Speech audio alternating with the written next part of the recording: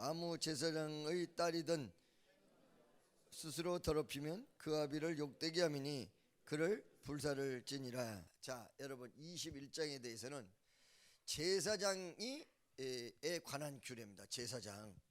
이 제사장에 관한 규례는 뭐냐면 일반 사람들과 달리 제사장들에게 하나님이 원하시는 것이 더 세다. 이 말은 무슨 말이냐면 그만큼 중요한 직책에 있고 그만큼 하나님 일하는 데 있어서 중요한 역할을 하는 것이 제사장이다. 그렇죠? 근데 이것이 오늘날에는 왕같은 제사장이요 택하신 족속이요 거룩한 백성이라. 모든 성도들이 다 제사장이기 때문에 주의 일을 하는 사람만 알고 끝나는 것이 아니라 전 성도들이 다 알 수밖에 없게 돼 있다. 근데 여기 보니까 1절에 여호와께서 모세에게 이르시되 아론의 자손 제사장의 고하에 이르라 백성 중에 죽은 자로 인하여 서로 스스로 더럽히지 말려니와. 죽은 자로 인해 이게 뭐예요? 시체로 인하여. 뭐라고요? 시체로 인하여. 왜 그렇게 죽은 사체에 대해서 하나님께서는 이렇게 많은 내용 속에서 하지 말라라고 했던 부분들이 많을까? 그 이유가 무엇일까? 하나님이 죽은 자의 하나님이 아니라 산 자의 하나님이다. 할렐루야. 뭐라고요?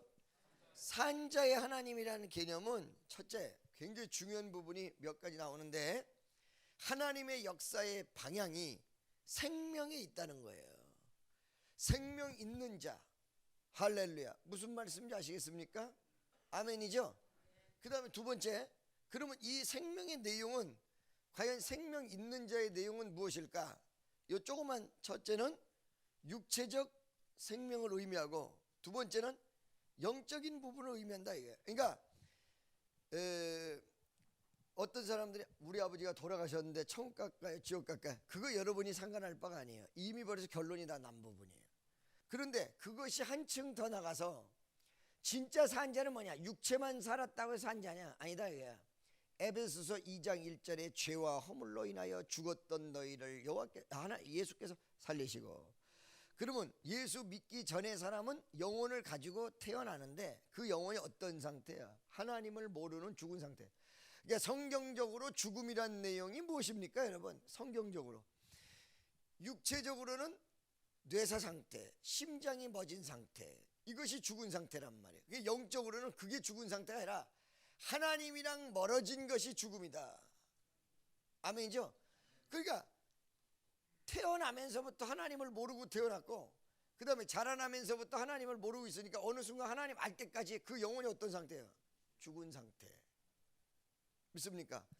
그러니까 이 죽은 상태에 있는 사람에게 하나님의 역사의 방향이 가는 게 아니라 믿음으로 살아있는 사람에게 하나님의 역사의 방향이 가는 것이다. 그래서 이 어떤 생명, 그 다음에 그 생명 산자의 하나님이라는 것이고 그 다음에 보다 구체적으로 가면 육체가 살아있는 자, 그 다음에 영적으로 살아있는 자. 세 번째는 좀 있으면요 이런 내용이 나와요. 제사장들은 시체를 만지면 안 되게 돼 있는데 만져도 되는 시체가 있어요. 뭐가 있냐면은 가족이라는 거예요. 가족 시체는 만져도 된다. 이걸 뭘 얘기하느냐면 우리 주님이 생명의 귀중성을 얘기를 하지만 가족에 대한 귀중함도 같이 얘기하고 있다. 그래서 이게 균형 잡힌 신앙이야. 다 따라서 균형 잡힌 신앙. 그 내용이 오늘 이 본문 말씀 속에 중요한 내용으로 자리 잡고 있습니다. 무슨 말씀인지 알겠죠? 그래서 보다 상위층의 도덕성을 하나님이 요구하셨다. 영적인 부분이나 육적인 부분에서 제사장들에게 일반 백성이랑 다르게.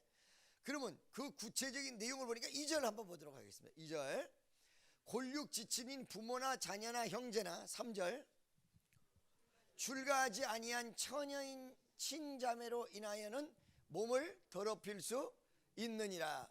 요거는 가하고 불가하고 하면 되고 하지 말아야 되는 부분들이 있어요. 그러니까 이 주의 일 하는 사람은 출가한 사람하고는 결혼할 수가 없다. 그러니까 어떤 분들이 나한테 오셔서 목사님은 은혜가 충만하니까 나랑 결혼해서 우리 7살짜리 애 아버지가 되어주세요. 그거는 지 의지, 성경적으로 처녀 아닌 사람하고 주일하는 사람이 출가할 수 있어요, 없어요? 없게 돼 있어요. 그 자체가. 그러니까 예를 들어서 쓸데없는 소리를 하는 사람에게 이거를 딱 들이밀어. 하나님이 너를 위해서 법을 고치랴 그러고. 무슨 말씀인지 아시겠죠?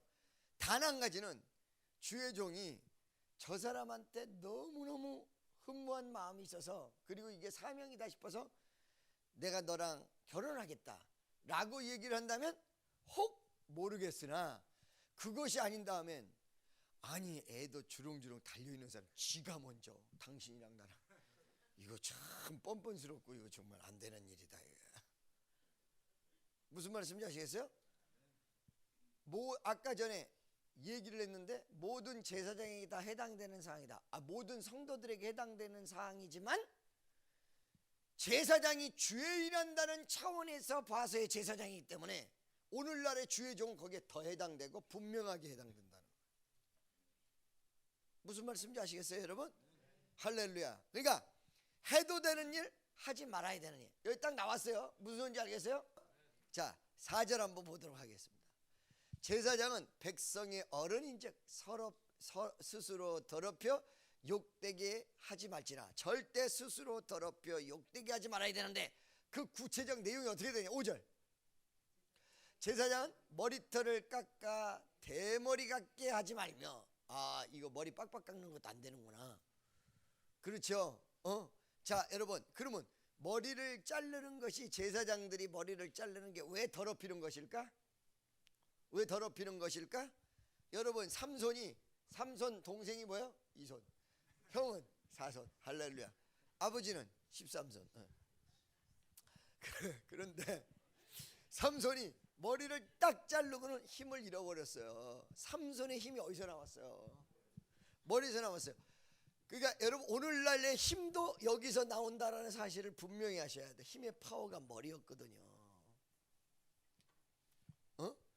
왜 머리에 힘의 파워가 실렸고 그 머리를 자르면서 힘을 잃어버렸을까? 그 이유는 무엇일까? 몇 가지 중요한 부분이, 첫째, 우리 몸 전체에서 가장 윗부분에 있는 게 뭐예요? 머리예요. 첫 새끼 가장 좋은 거는 누구 거라고 나왔어요? 하나님의 거. 믿습니까? 이런 개념이 있고, 두 번째, 이 머리가 하나님의 것이라면 하나님의 것이 될 수 있는 내용이 뭐냐면 인간의 손이 안 가야, 왜냐하면 첫 새끼라는 게 인간이 손이 안 가는 부분도 있으니까 안 가야 온전히 하나님의 것이 된다는 거예요. 하다못해 세상에 우상에게 절하는 제사법도 누가 손대면 안 돼. 먼저 가야 돼. 하나님에게도 그렇다는 거예요. 그렇기 때문에 이 머리가 하나님의 것인데 손 안 댄 머리가 하나님 앞에 바쳐지는 거예요. 바쳐진 내용에게 바쳐진 그 머리에 능력이 서려 있는 거예요. 그러니까 내가 능력을 받으려면 내가 하나님 앞에 바쳐져야 능력을 받는 거야. 그러니까 여러분, 기도만 하면 능력이 온다고 하죠? 그 기도 속에서 뭐가 이루어져야 되는데 내가 하나님 앞에 바쳐져야 돼. 그래야 능력이 오는 거야. 아멘이죠? 그런데 인간이 손을 딱 떼버렸어. 그러니까 힘을 잃어버린 거야. 그 힘은 황후장사보다 더 대단했는데 머리를 자르는 건요, 그 힘을 제어하는 것보다 훨씬 더 쉬웠어요. 그러니까 여러분, 성령의 역사는 누구도 못 말리는데 성령 받는 사람이 거슬려 버리면 바로 사라져. 아멘이죠? 그래서 이 내용을 여러분 분명히 하셔야 된다는 거예요. 제사장은 온전히 받쳐진 머리를 가지고 있어야 된다. 온전히 받쳐진 모습을 가지고 있어야 된다. 온전히 받쳐진 심령을 가지고 있어야 된다. 그것이 인간의 방법으로 제도되지 않은 것이다. 자르고 한 것이 아니다. 그래서 여러분, 에스겔서의 성전 보면 그 성전에 돌담이 있어요. 돌 계단이. 그 돌 계단을 뭘로 만들어요? 다듬지 않는 돌로 만들어요.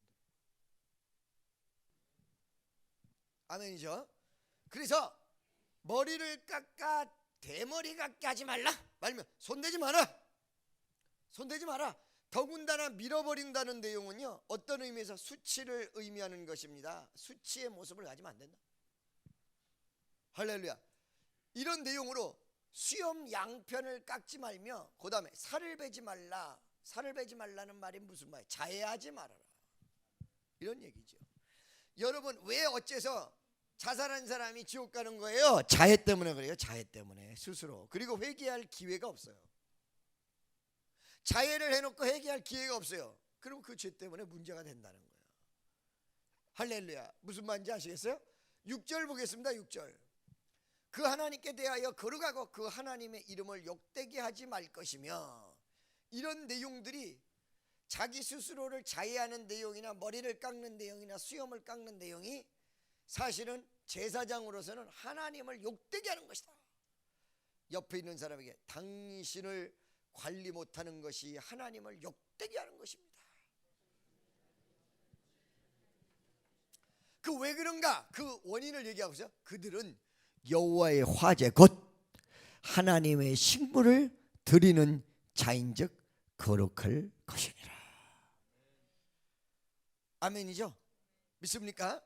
7절. 그들은 다 같이 시작. 그들은 기생이나 부정한 여인을 취하지 말 것이며 이혼당한 여인을 취하지 말지니 이는 그가 여호와께 거룩함이니라. 여기도 또 나왔어. 할렐루야. 나왔어요, 안 나왔어요? 나왔어요, 안 나왔어요? 기생에게도 가면 안 된다. 할렐루야. 무슨 말인지 아시겠죠? 그 다음에 이혼당한 여인, 이혼한 사람에게도 가면 안 된다. 이렇게 좀 고리타분한 내용이 있는데, 여러분들이 여러분들이 이걸 다 지켜야 된다는 얘기라기보다는 이것이 그만큼 뭐예요? 자기 자신을 지키는 중요한 내용 속에 속한다. 그러니까 우리가 대단히 개방적이더라도 이 내용은 분명히 알고 계셔야 돼요. 여기 보니까 분명히 부정한 여인을 취하지 말 것이며, 주의 일하는 제사장도 그렇고 오늘날 왕 같은 제사장 여러분들도 해당이 되는 말이라고, 사실 안 되는 게 아니라고. 이혼당한 여인을 취하지 말지니 이는 그가 여호와께 거룩함이니라. 이거를 신약에 와서 하나님의 은혜로 많이 바꿨을 뿐이지 원칙의 율법은 있는 거예요. 무슨 말씀인지 알겠습니까? 할렐루야. 무슨 말인지 알겠죠? 기생하고도 안 돼. 니나노 이거라고도 안 돼. 부정한 여인을 취하지 말 것이며 이혼당한 여인도 취하지 말지니 이는 그가 여호와께 거룩함이니라. 할렐루야. 그러니까 성경적으로 얘기하는 건 몇 번 결혼하라는 거야. 한 번. 그러니까 그 한 번 결혼을 잘못하면 큰일 나니까 나는 50이 넘도록 그 한 번을 함부로 못하고 있는 거야 지금. 나는 그 한 번이 없고, 딴 사람들은 뭐 2번 3번씩 한다고 하는데 나는 뭐 한 번도 안 될 것 같아 보니까. 할렐루야. 그죠? 그러니까 이 말씀을 분명히 여러분 명심하셔요. 여러분 자녀에게도 많이 적용돼야 될 부분입니다. 할렐루야. 그러니까 이거 봐봐요. 이거를 어기고 딴 방향으로 갈 것 같으면 그만큼 십자가를 져야 되고 어려운 보응이 따를 수 있다는 사실을 여러분 명심하셔야 돼요. 손가락질 당하고 이것저것에 많은 말을 들을 수가 있다, 없다? 있다. 무슨 소리인지 아시겠죠, 여러분? 자, 여러분 날 보세요. 저를 보세요. 자, 제가 또 이런 얘기를 한번 해드리고 싶어요. 어떤 얘기를 해드리고 싶냐면, 믿는 사람 아니면은 여러분 자녀를 결혼시키지 말아라. 할렐루야. 그런 부분 있죠? 결혼시키지 말아라. 있잖아요. 우리 믿지 않는 사람하고 결혼하는 자매가 나한테 와가지고 뭐라고 하면, 목사님, 예수 믿지 않는 사람하고 결혼하지 말라고 그랬는데 예수 믿지 않는 사람이랑도 결혼해서 잘된 가정도 있지 않습니까? 나는요, 믿지 않는 사람이랑 결혼하면서 그 사람을 전도한다는 마음으로 결혼을 했고, 어디에서 은혜를 받았냐면 온누리교회 조정민 목사님 설교를 듣고 위로를 받았습니다. 얘기를 하는 거예요. 그 훌륭한 분이에요, 조정민 목사님. 그런데 여러분, 그 조정민 목사님이 얘기한 거는 자기를 얘기한 거예요. 자기가 예수를 안 믿었던 사람인데 부인이 자기를 위해서 기도 많이 해가지고 결과적으로 자기가 목사가 되지 않았냐. 그러니까 자기 경우를 봤을 때는 믿지 않는 사람이랑 결혼을 해서 전도를 하면 할렐루야일 것이다. 이렇게 얘기를 해서 자기가 위로를 받고 믿지 않는 사람이랑 결혼하게 됐다는 거야. 이거는 두 가지를 관가한 일입니다. 어떤 거냐면 첫째, 조정민 목사가 자기 입장에서 얘기했지 자기 부인 입장에서 얘기하지 않았다는 사실이에요. 아시겠어요? 자기는 예수를 믿었으니까 부인 때문에 믿었으니 얼마나 감사야. 부인은 죽을 고생을 한 거지. 이거 알아놔야 돼요. 죽을 고생을 해. 무슨 소리인지 알겠어요? 두 번째, 죽을 고생을 해도 그와 같이 부부가 이렇게 결혼해서 남편을 전도한 경우는 10쌍 중에 한 쌍도 안 된다는 사실이에요. 그 가정이 특별하고 아주 예외적인 가정이라는 사실이에요. 알겠습니까? 그래서 그거는 특수한 조건으로 형성된 모습이기 때문에 그냥 일반 사람에게 얘기하면 안 된다는 거예요. 그 남궁진 정무수석이 와가지고 자기는 11조 할 때 먼저 11조를 드리면 반드시 돈이 생긴다. 50만 원 드리면 그 주에 500만 원이 생기고 20만 원 드리면 200만 원이 생기더라. 그래서 어느 날 500만 원을 드려봤더니 진짜 5천만 원이 생기더라. 이건 자기만의 은혜라는 거야. 딴 사람들은 그렇게 했다가 망했다고 쫓아왔다잖아. 그러죠? 할렐루야. 그러니까 특별히 자기에게 주어지는 하나님의 놀라운 은혜들이 있어요. 없는 건 아니에요. 그런데 성경에서 틀에서 벗어날 때 그만큼 고생하고요, 그만큼 어려운 일이 있고요, 그만큼 복잡한 일이 있다라는 사실을 여러분들이 명심하셔야 돼요. 그래서 내 율례를 지키는 자, 그리고 하나님 말씀을 삼가도 그 명령을 순종하는 자가 들어가도 나가도 복을 얻는다. 그 얘기가 그 얘기예요. 옆에 있는 사람 사서 고생하지 말고 말씀대로 복받고 삽세다. 그러니까 말씀대로 가는 방법이 가장 좋은 방법이야. 믿어지시면 아멘. 8절 한번 보겠습니다. 너는 그를 거룩하게 하라. 그는 내 하나님의 식물을 드림이냐. 할렐루야. 아까 우리 옥장로님이 주의 종을 위해서 기도했잖아요. 그죠? 여기 한번 보세요.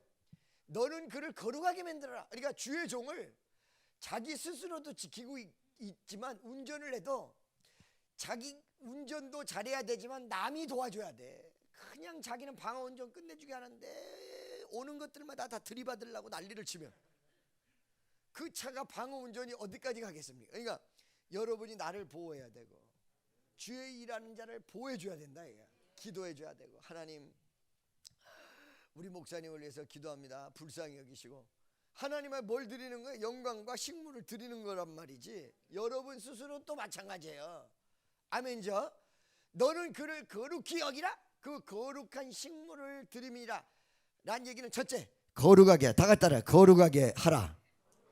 거룩하게 하라. 거룩하지 않으면 거룩하게 만들 수 있도록 기도하고 협조해서 거룩하게 하라. 그 다음에 거룩히 여기라. 네 마음속에서도 거룩히 여기라.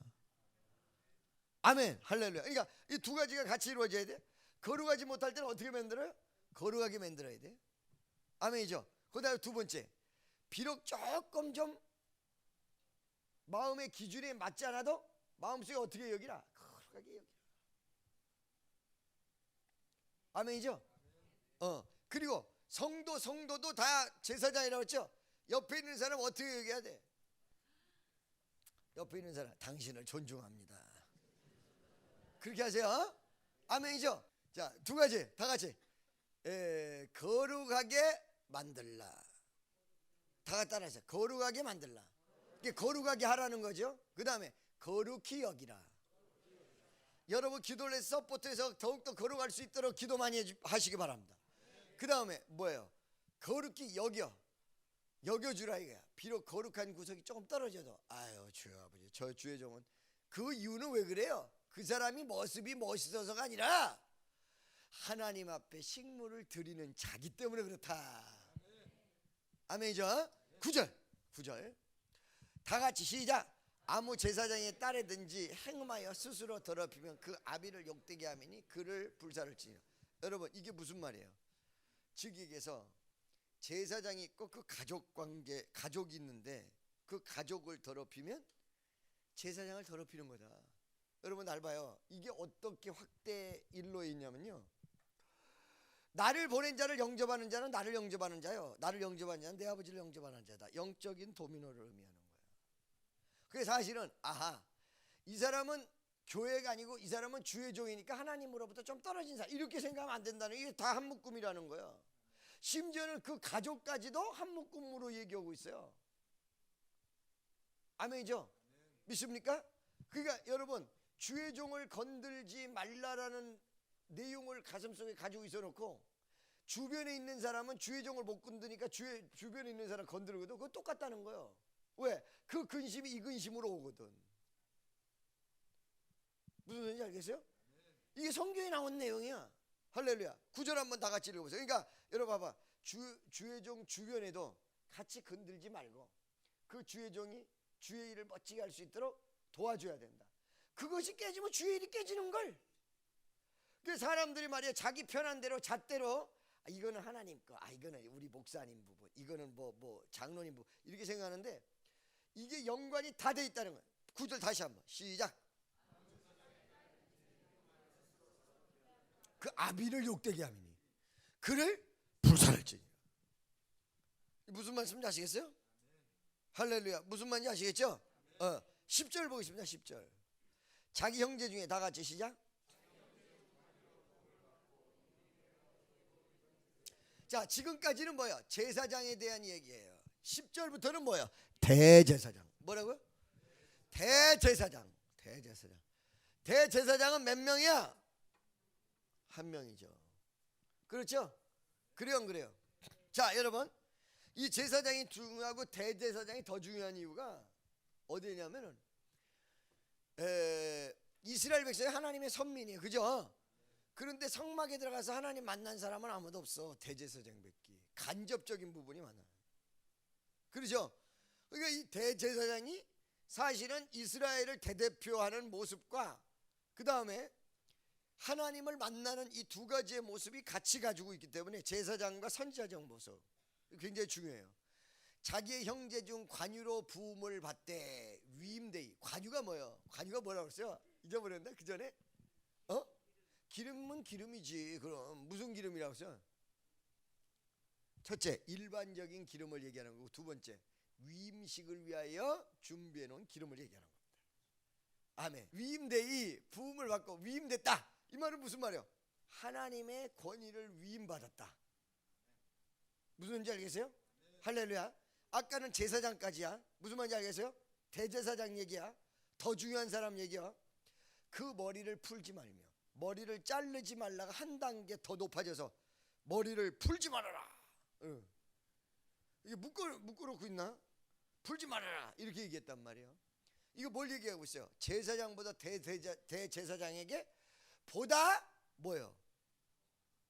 고차원적 도덕성을 원하는 것이. 그러니까 직분이 올라갈수록 하나님이 요구하는 게 더 세요. 축복 많이 받을수록 더 세요. 믿습니까? 그 다음에 풀지 말며 그 옷을 찢지 말라. 뭐 하지 말라? 옷을 찢지 말라. 여러분, 예수님 앞에 선 제사장들이 옷을 찢었어요, 안 찢었어요?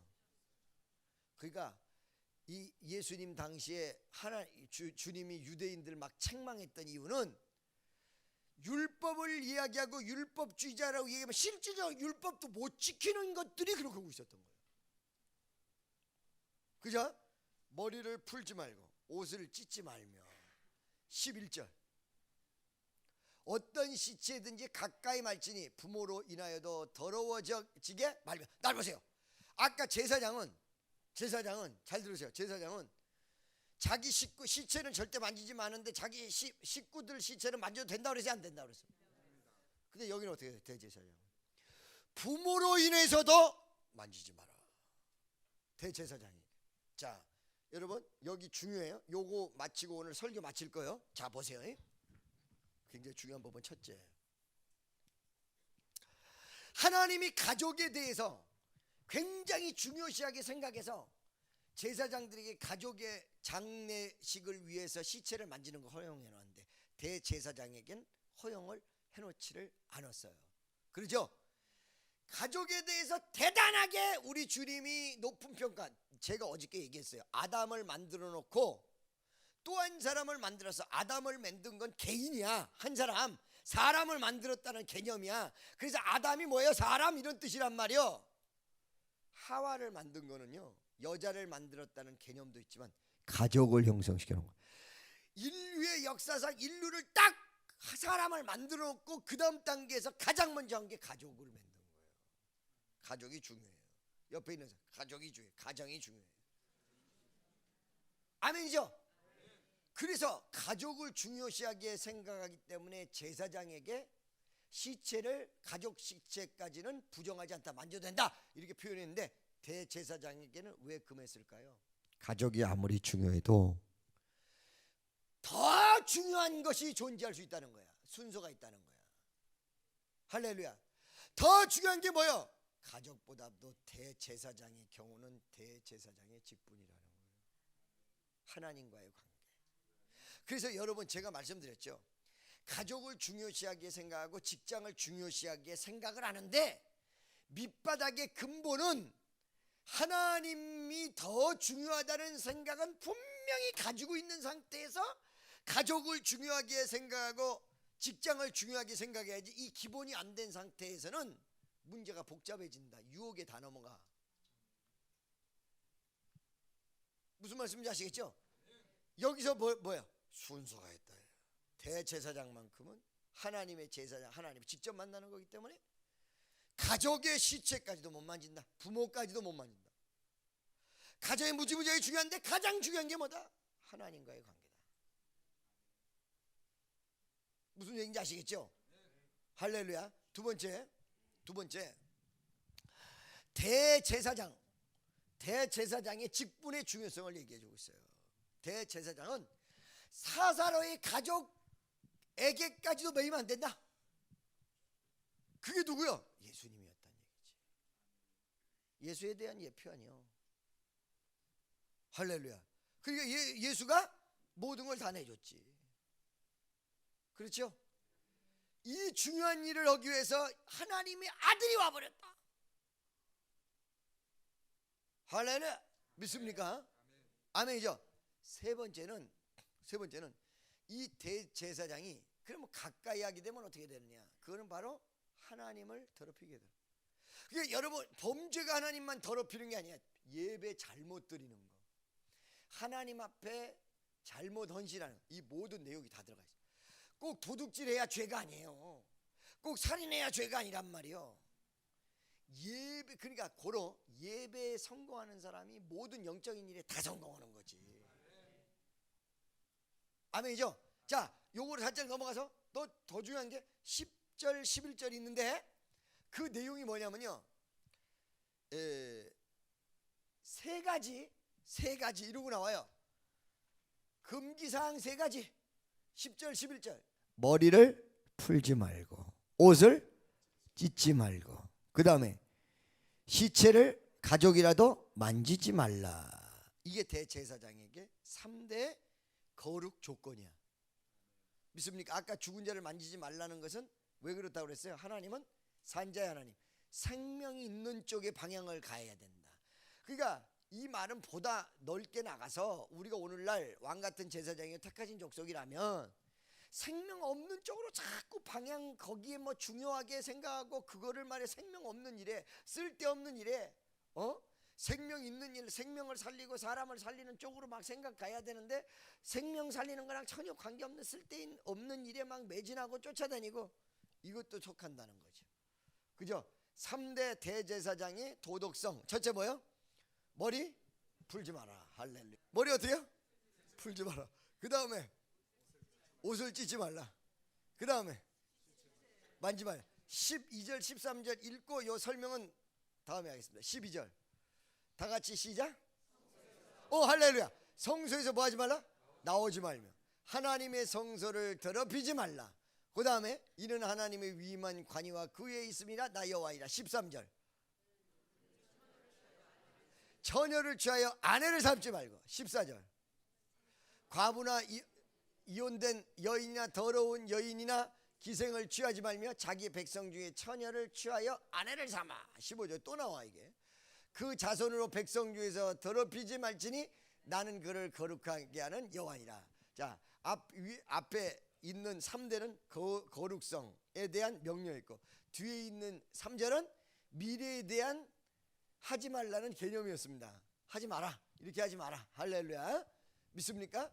그래서 이 내용은 다음 시간에, 다음 주에 더 보다 자세하게 설명하도록 하겠습니다. 아멘이죠? 옆에 있는 사람이랑 2부 예배를 좀 더 부흥시킵시다. 기도하겠습니다. 사랑의 하나님, 감사합니다.